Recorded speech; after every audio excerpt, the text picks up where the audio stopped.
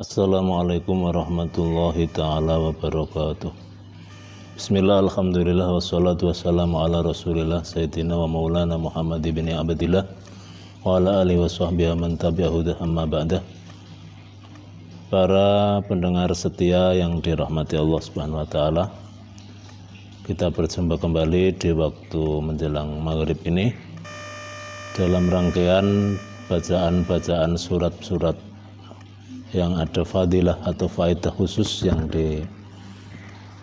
diriwayatkan dari hadis Rasul, hadis-hadis yang sahih yang dijelaskan di dalam kitab-kitab sahih hadis. Kali ini mari kita bersama-sama deres membaca surat Tabarok atau surat Al-Mulk, surat yang berada di awal juz 29. Sebelum kita bareng-bareng membaca surat Tabarok,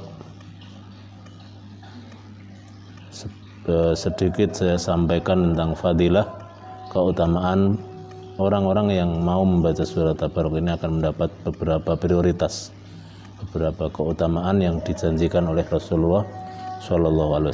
Baiklah, dalam sebuah hadis Rasulullah bersabda tentang fadilahnya surat Tabarok ini, diriwayatkan dari Abu Hurairah, an Abi Hurairah radhiyallahu anhu Nabi sallallahu alaihi wasallam qala inna suratan minal Qur'an 30 ayah syafa'at li rajulin hatta ghufira lah wa hiya tabarakalladzi biyadihil mulk. Riwayat hadis dari Abu Hurairah dari Rasulullah sallallahu alaihi wasallam, beliau bersabda bahwa satu surat dari Al-Quran yang berjumlah 30 ayat ini akan menyafaati, menolong pada seorang yang membacanya sampai dia diampuni dosanya. Surat tersebut adalah surat Tabarakalladzi biyadihil mulk. Karena itulah maka disunatkan lidha yufdalu qiraatuha kulla yaumin qabla naum kama kana yaf'alu Rasulullah sallallahu alaihi wasallam. Karena itulah maka diutamakan untuk membaca surat Tabarok ini setiap hari sebelum tidur, menjelang tidur, sebagaimana yang dilakukan oleh Rasulullah SAW. Termasuk juga surat Tabarok atau surat Al-Mulk ini mencegah dari siksa kubur. Suratul Mulk mani'atun ni'adabil qabri wa munziyatun liman yuhafidhu wa yutaimu ala qiraatiha fi lailatihi qabla naumihi. Waradat fiha atharun tamna'u min adzabil qabri. Jadi surat Mulk ini bagi orang yang membacanya dia akan terbebas dari siksa kubur. Ada hadis yang menjelaskan orang-orang ini akan dibebaskan dari siksa kubur bila dia terus setiap harinya membaca surat Al-Mulk. Maka dalam nama yang lain sebagian ulama menamai surat ini dengan nama Al-Mani'ah. Mani'ah maknanya penghalang atau pencegah siksa. Maka marilah kita bersama-sama berusaha untuk bisa membaca surat Al-Mulk ini setiap hari yang berjumlah 30 ayat ini. Satu, ya, agar kita selalu berkomunikasi dengan Allah, agar merasakan nikmatnya kita bermunajat dengan Allah, membaca ayat-ayat yang penuh mukjizat yang menyebabkan kita menjadi dekat dengan Allah. Karena barang siapa membaca Al-Quran berarti dia sedang berkomunikasi, sedang menyampaikan keluh kesah, sedang matur-maturan kepada Allah Subhanahu wa taala. Dan tidak ada seorang yang merasa dirinya sudah punya yang ia cintai, punya yang ia kasihi, kecuali berdekat-dekatan untuk selalu berdialog dengan yang ia cintai dan yang ia sayangi.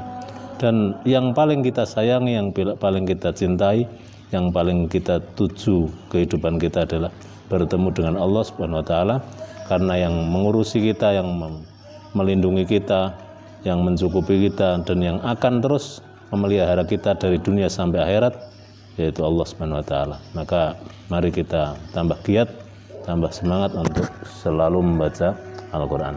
Mari kita bersama-sama persiapan untuk membaca surat Al-Mulk. Hadanallahu yakum asmain. Assalamualaikum warahmatullahi wabarakatuh.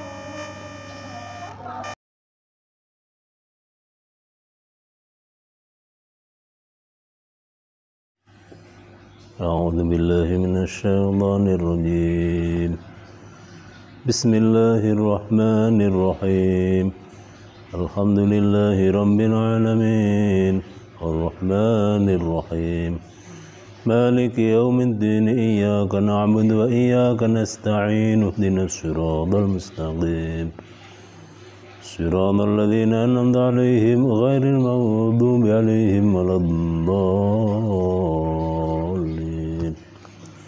بسم الله الرحمن الرحيم تبارك الذي بيده الملك وهو على كل شيء قدير الذي خلق الموت والحياة ليبلوكم أيكم أحسن عملا وهو العزيز الغفور الذي خلق 7 سماوات طباقا ما ترى في خلق الرحمن من تفاوت ورجع البصر هل ترى من فضول ثم رجع البصر كرتين ينقلب إليك البصر خاسئا وهو حسير ولقد زينا السماء الدنيا بمصابيح وجعلناها رجوما للشياطين وأعددنا لهم عذاب السعير وللذين كفروا بربهم عذاب جهنم وبئس المصير إذا ألقوا فيها سمعوا لها شهيقا وهي تفور تكاد تميز من الغيظ كلما ألقي فيها فوج سألهم خزنتها لم يأتكم نذير قالوا بلى قد جاءنا نذير فكذبنا وقلنا ما نزل الله من شيء إن أنتم إلا في ضلال كبير وقالوا لو كنا نسمع ونعقل ما كنا في أصحاب السعير فاعترفوا بذنبهم فسحقا لأصحاب السعير إن الذين يخشون ربهم بالغيب لهم مغفرة وأجر كبير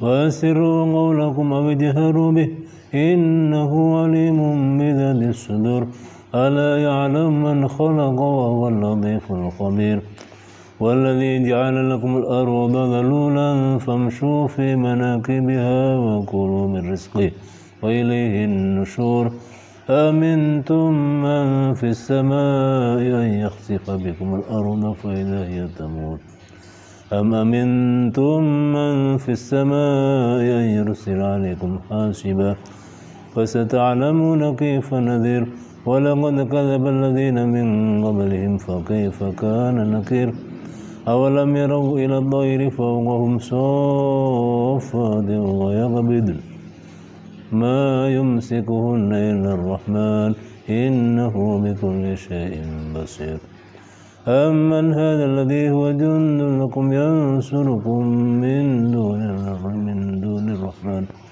إن الكافرون إلا في غرور أمن هذا الذي يرزقكم إن أمسك رزقه بل لجوا في عتو ونفور أفمن يمشي مقبا على وجهه أهدى أمن يمشي سويا على صراط مستقيم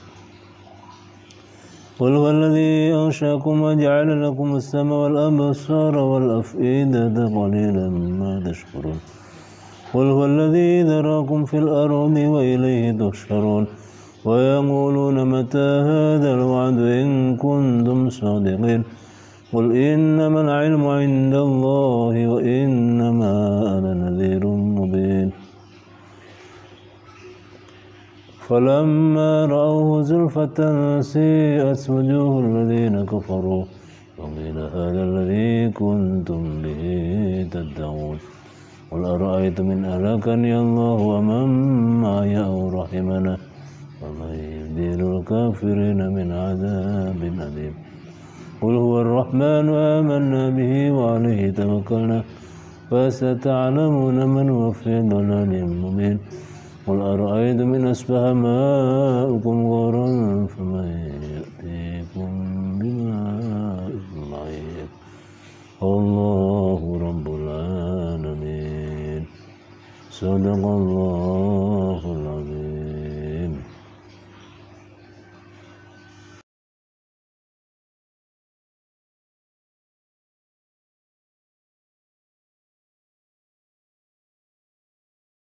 Ada tambahan keterangan untuk surat Al-Mulk ini di akhir bacaan surat Al-Mulk, para ulama mengistihbabkan atau mensunatkan membaca Allahu Rabbul Alamin. Saya tulis di sini Allahu Rabbul Alamin. Itu sebagai jawaban dari firman Allah di ayat yang terakhir itu. Famay ya'tikum bima'in ma'in.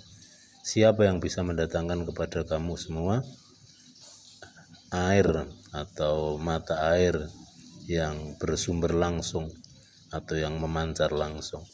Maka kita jawab, yang bisa mendatangkan air dengan sumberan yang besar, dengan pancaran yang besar, hanya Allah sebagai sang pencipta semesta.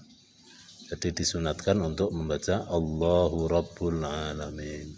Sekian, terima kasih. Assalamualaikum warahmatullahi wabarakatuh.